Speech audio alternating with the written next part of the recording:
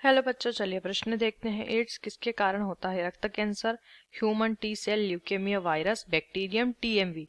आइए जान लेते हैं यहाँ पे हमारे प्रश्न की मुख्य अवधारणा। लिखेंगे यहाँ पे मुख्य मुख्य अवधारणा।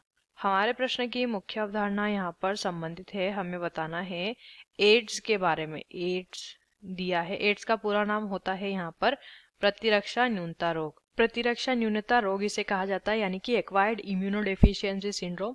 अब यहाँ पर ये जो रोग होता है, प्रतिरक्षा न्यूनता रोग, ये होता है एचआईवी के संक्रमण के कारण। एचआईवी यानी कि मानव प्रतिरक्षा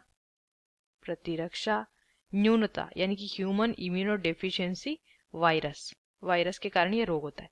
जब किसी व्यक्ति में एड्स रोग होता है, हालांकि ये कैसे फैलता है? ये लैंगिक संपर्क, असुरक्षित लैंगिक संपर्क बनाने से इस प्रकार का रोग फैलता है ज्यादातर।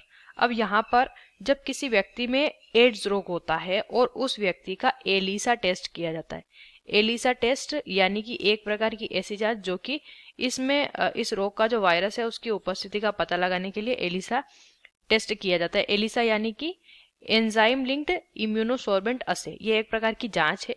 तो इस जांच में पाया जाता है कि जो 99% लोग होते हैं जिनमें एचआईवी का संक्रमण है, उनके अंदर एक और प्रकार के वायरस का संक्रमण, human T cell leukaemia virus, जिसे H T L V third जिसे कहा जाता है, ये इस वायरस का संक्रमण भी एचआईवी से संक्रमित लोगों के शरीर में पाया जाता है। तो ये भी व्यक्ति की प्रतिरक्षा को कम करता है, जिस वजह से व्यक्ति में अलग अलग प्रकार के संक्रमण हो जाते हैं और व्यक्ति जो है वो क्या हो जाता है, जल्दी उसकी मृत्यु हो जाती है। पहला दिया रक्त कैंसर। एड्स भी एक रोग है और रक्त कैंसर भी एक रोग है, ये कारक नहीं है। Human T cell leukaemia virus बिल्कुल सही दिया है, ये भी कारण होता है एड्स रोग का। बैक्टीरियम, देखिए सबसे पहली बात तो ये हो रहा है एक वायरस की वजह से, तो बैक्टीरियम इसका सही उत्तर नहीं होगा। टीएमवी कहाँ होता है? पादपों में। और एचआईवी एड्स जो है वो कहाँ होता है? मानव में।